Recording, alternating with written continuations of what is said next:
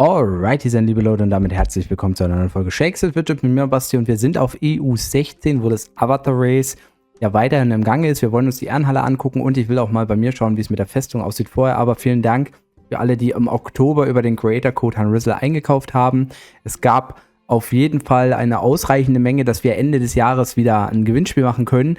Im November habt ihr die Chance natürlich auch mit euren Einkäufen mich zu unterstützen durch den Creator Code. Dementsprechend kann das Giveaway noch erhöht werden, aber vielen Dank auf jeden Fall dafür. Und wir schauen mal rein in der Friendlist. Die Leute, die das letzte Mal wirklich am weitesten oben waren vom Level, haben die weitergespielt und man sieht in der ersten Step auf jeden Fall, dass sie weitergespielt haben. Das höchste Level hat Bahamas Foe als Necromancer mit 271 und das ist erstaunlich, weil ja eigentlich Kugi der erste war, der die Dungeons, also die 130 Dungeons gelegt hat. Er ist jetzt 268 zweithöchstes Level. Das heißt, in der Schattenwelt oder im Twister oder wie auch immer hat Bahamas wahrscheinlich vorgezogen oder auch bei anderen Licht-Dungeons. Dann haben wir andere Spieler wie Sauerkirsche, Kundschafter 264, Donny Dano 263, oben Fatsander mit als auch Necromancer 261, Soulcutter, Bogenschütze 258, The Masked Man auch 260 als Bogenschütze, Assassiner Renervate 257, Jinx als Dämonenhunter 257. Das sind wirklich hohe Leute. Lachi hatte ich vergessen zu erwähnen. Auch er war Necromancer. Und wir gucken nochmal durch, ob wir vielleicht einen nicht aufgenommen haben. Und da fällt auf Mr. Hope als Kundschafter. Der gehört da auf jeden Fall jetzt mit rein in die Top-List an Leveln. Denn ja, wir hatten ja bis 253 Stand jetzt. Und ja, es ist gerade auch Samstag, mitten am Tag. Das heißt, ich weiß jetzt nicht, wer hier Alu gespielt hat und wer nicht. World Guard nehmen wir auch noch mit auf mit 253. Das sind die Leute, die definitiv sehr weit vorne sind. Und es ist schwer, jetzt jemanden zu finden. Jinx ist sogar noch weiter unten von der Ehrenhalle her, weil die so hoch im Level und so stark sind, dass die gar nicht mehr so weit runter droppen können. Das heißt, wir können hier keinen übersehen. Es gibt jetzt keinen Spieler mehr wirklich, der anscheinend in diesem Top-Level-Bereich unterwegs ist. Also es ist eigentlich nicht vorstellbar, dass ich da jetzt einen übersehen würde. Und ich möchte auch dazu sagen, Pace aus unserer Gilde mit 244 ist auch richtig, richtig gut dabei. Es gibt natürlich weitere Spieler, die in diesem Levelbereich unterwegs sind, aber echt Respekt auch mal an der Stelle, weil man das nicht erwartet hätte.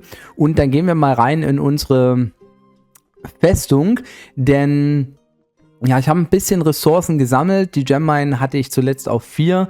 Die müssen wir auf 10 sammeln, weil ich natürlich auch möchte, dass wir die Unterwelt freischalten. Und das braucht die Gemmine auf Level 10 ungefähr.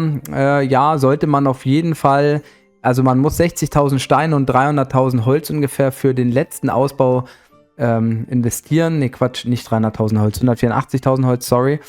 Über 300.000 sind es auf jeden Fall, wenn man hochpushen will. Und da ist noch ein bisschen was übrig. Und in der Hoffnung, dass wir jetzt halt gleich irgendwie auch das Herz der Unterwelt finden. Nicht viele Versuche brauchen, geil. Wir haben es gleich gefunden. Perfekt. Können wir nämlich auch mit dem jetzigen Spielstand von mir auch ein bisschen jetzt demnächst noch weiterspielen. Ja, die Unterwelt bietet so viele Möglichkeiten, seinen Char und auch die Begleiter, wie auch die Pets in Fights zu verbessern durch den Gladiator-Trainer. Das ist immer das Erste, was gemacht wird, definitiv. Und ja, so sieht dann die Unterwelt natürlich erstmal aus. Wir haben 198 Seelen bisher eingesammelt, aber man kann ja dann das Paket freischalten, das Profi-Paket für ab 150, und wenn man die Unterwelt freigeschaltet hat oder sogar ab 120 geht es. Ja, gibt uns halt genügend Seelen, um erstmal den Ausbau voranzutreiben. Und ja, die Pay-to-Win-Spieler machen das genauso wie hier. Die Free-to-Play-Spieler machen es eigentlich genauso, nur dass sie halt die Zeit abwarten müssen. Der Ausbau sollte definitiv schon, sage ich mal, in die Richtung gehen. Ich meine, gut, Free-to-Play-Spieler wird vielleicht kein Profi-Paket holen, ja, aber selbst die, sag ich mal, Eco-Pilzer, die werden das ja jetzt nicht skippen. Ja, man sollte auf jeden Fall, wenn es geht, Herz der Unterwelt auf 6 haben, Seelenextraktor auf 5, Gladiator-Trainer auf 5. Man kann dann überlegen, will man mehr auf Seelen sammeln gehen, dann nimmt man den Seelenextrakt hoch auf 6. oder wenn man halt mehr auf die Stärken gehen will in den Fights, in den Dungeons, geht man auf den Gladiator-Trainer aus dem Haus 6. Aber man sollte auch schauen, dass das Goldpit auf jeden Fall hochgelevelt ist, wenigstens auf Level 5.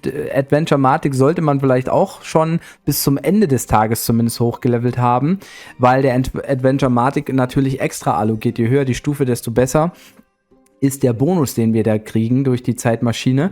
Und das kann man aber halt am Ende des Tages machen. Genauso wie man auch am Ende des Tages den Keeper und auch die Unterwelt hochleveln kann. Das heißt, für den Start braucht man die Seelen erstmal nicht für diese Gebäude, aber man sollte am gleichen Tag, am Tagesende, und das werde ich dann auch machen, die Nebengebäude hochziehen, die halt auch nochmal Boni bringen.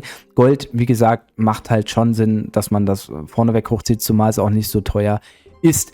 Und damit man halt auch noch mehr Seelen sammeln kann, ist es halt wichtig, das Glücksrad 2.0 freizuschalten. Und das kann man über Quests oder Expeditionen freischalten. Ich habe mich jetzt hier für die Expedition entschieden. Ist eigentlich eine ziemlich gute Expedition. Ich mag das Pony, da kann man eigentlich sehr häufig deutlich mehr als 40 Punkte kriegen. Das Feuer nehme ich gerne als Secondary Event mit, aber wir hatten ja sowieso schon das Schild dabei. Damit sind wir hier locker bei 48 Punkten, 100%. Und wir haben noch das Glück, das Glücksrad dabei zu haben. Perfekt, Wheel of Fortune 2, und da kann man eben auch schon Seelen sammeln. Ich werde das jetzt ein paar Mal machen, aber auch noch ein paar Mal mehr aufheben, weil ich wahrscheinlich noch höher im Level steige, und je höher man im Level ist, desto mehr XP und desto mehr Gold bekommt man ja zumindest in dem Levelbereich bis 350. Ja. Also auch in dem Levelbereich, wo das Avatar Race gilt, ist für alle eigentlich Nummer 1 da, so viel XP wie möglich, also voll auf XP zu gehen. Deshalb macht es halt Sinn, das Glücksrad am Ende des Tages, wenn man das höchstmögliche Level erreicht hat, dann kriegt man auch mehr XP-Boni vom Glücksrad selber. Ja, und genau. Ja, überlege ich schon mal, dass ich vielleicht das hochziehe auf jeden Fall. Das kostet auch nicht viel Seelen. Unterwelt, 5-mal angreifen, muss man 5-mal hochziehen. Man kann dann auch noch Boni bekommen, aber auch das kann man am Ende des Tages machen, wenn man die Helden in die Unterwelt locken will. Das werde ich dann entsprechend machen. Und ja, also ich muss sagen, der Server natürlich durch das Avatar Race ist interessant. Ich selber spiele ordentlich mit, habe aber tatsächlich auch 2 Tage halt nicht spielen können. Also sonst würde ich bei den Pets auch woanders stehen. Also jeder, der jetzt jeden Tag die Pets seit Tag 2 spielen kann und ordentlich gespielt hat, der sieht, dass ich da auf jeden Fall hinterherhänge. Einerseits in den Leveln der Pets, andererseits aber auch in den Früchten. Und mit der Unterwelt ist es halt natürlich möglich, die Pets eher zu schlagen. Und ich dachte mir mal, ich gucke hier mal rein. Über SF-Game-Tools, dann Pet Simulator kann man sich das auch ausrechnen. Wahrscheinlich ist der vielleicht schlagbar, aber die ersten Versuche waren mega knapp bis 100 HP. Es gibt aber auch manche Konstellationen mit eigenem Pet-Level, wie viel Pets man freigeschalten hat, dementsprechend die Stärke des Pets festgelegt ist, dass man den gegnerischen Pet-Level nicht besiegen kann. Dann springt es von 0, wenn man eine Stufe hochgeht, Prozent auf 0,8% oder so. Also deshalb wollte ich jetzt hier nicht mehr Versuche reingeben. Aber wo definitiv was gehen wird, ist im Twister, denn da haben wir einfach mal 66% mehr extra Schaden bei Crits durch den Gladiator-Trainer. Und da merkt man hier gleich, zack, da gehen die ersten Stufen auch wieder voran. Ja, dann geht es auf jeden Fall auch im Licht-Dungeon weiter. Nach den ersten 90 Dungeons bis zum 130. Dungeons sind ja die Gegner sehr, sehr krass im XP-Value. Bei den zusätzlich sich öffnenden Dungeons sind die XP-Value manchmal geringer, aber auch die kann man teilweise mal mehr, mal weniger gut besiegen, und die geben dann halt gute XP. Und die Dungeons bringen natürlich auch viel Gold, ja, gerade im Twister. Das meiste kann man dann eigentlich verkaufen, dann kann man wieder skillen. Ja, manchmal reicht es auch schon wieder aus, 50 Mal Hauptattribut zu skillen, 50 Mal Ausdauer zu skillen, und dann kommt man wieder mehrere Etagen voran. Das kann man jetzt eigentlich die ganze Zeit vorantreiben, wenn man möchte. Ich habe das immer gerne dann auch so ein bisschen glatt gezogen, in der Form jetzt hier 1100 auf Stärke, 1000 auf Ausdauer. Auch da würden die Spieler sehen, dass ich da ein paar Tage nicht gespielt habe, obwohl ich einige Tage, wo ich aktiv war, viel war. Und ja, jetzt könnte man noch hier in den Magier gehen. Auch hier habe ich mir die Wahrscheinlichkeit jetzt nicht ausgerechnet. Ich denke, dass er fallen kann, aber gut, ich würde es denn jetzt... Ja, und da habe ich das Ding aufgehört, die Aufnahme im Prinzip, und habe dann festgestellt, nach einem weiteren Versuch, ups, der ist ja dann doch schon gefallen. Deshalb dachte ich mir, ach komm, gucken wir uns den halt einfach nochmal an. Ja, der Magier, der fängt mit einem Crit auf meiner Seite an, noch ein Crit.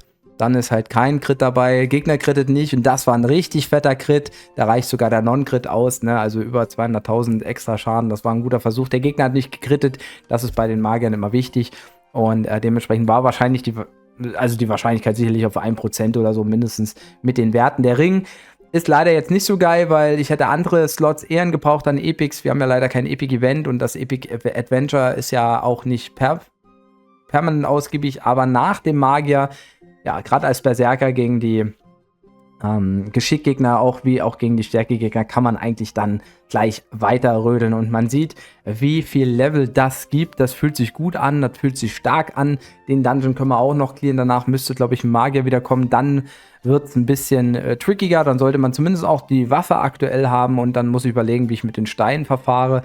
Aber ja, so kommt man auch gut voran. Also ich würde mal sagen, ja, Hardcore-Pilzer an manchen Tagen und dafür gar nicht spielen, ergibt im Schnitt, so könnte ein Normal-Budget-Pilzer jetzt auch jeden Tag seine 10, 20 Level machen, je nachdem, wo man steht. Die Magier, wie gesagt, sind manchmal ein bisschen trickier. Ohne Epic-Event, mit Epic-Event ist es einfacher. Aber ich kann ja zum Beispiel auch die Quests noch spielen, vielleicht eine gute Epic-Waffe kriegen, das wäre richtig geil. Aber das war's dann erstmal von mir. Haut da rein, macht das, tschüss, schönes Wochenende und Servus, euer Basti.